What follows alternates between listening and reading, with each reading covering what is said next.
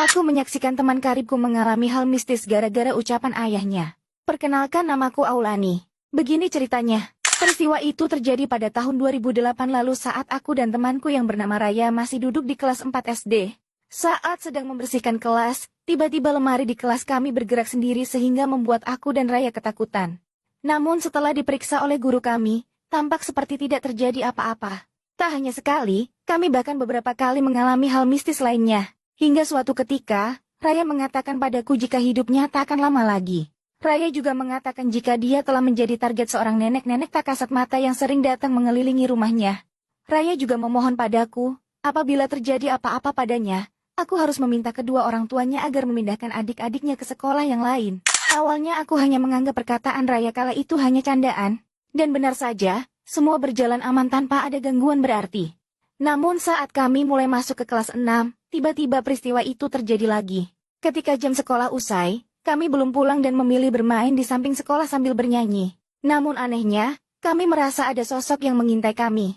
Ketika kami kejar, sosok itu menghilang di balik pepohonan. Aku juga pernah memergoki Raya bercerita pada sosok tak kasat mata. Raya semakin sering kesurupan hingga membuatnya tidak masuk sekolah hingga berminggu-minggu. Hingga suatu hari, saat kami sedang belajar di kelas, tiba-tiba Raya datang dan masuk ke kelas kami. Dia lantas izin pamit dan memeluk kami satu persatu. Saat itu kami heran, namun kami tetap membalas pelukannya dan mendoakan agar dia segera pulih. Namun 3 hari berselang, sebuah berita mengejutkan kami dengar. Ternyata Raya telah berpulang ke pangkuan ilahi. Setelah beberapa hari Raya dimakamkan, aku pun menceritakan pesan Raya pada kedua orang tuanya agar memindahkan adik-adiknya ke sekolah lain.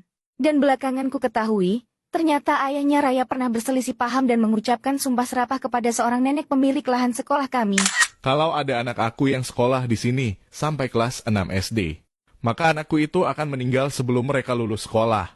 Itulah kalimat yang diucapkan ayahnya Raya pada nenek itu sambil menunjuk lahan tempat bangunan sekolah kami berada. Ternyata perilaku dan ucapan ayah Raya itu membuat si nenek sakit hati.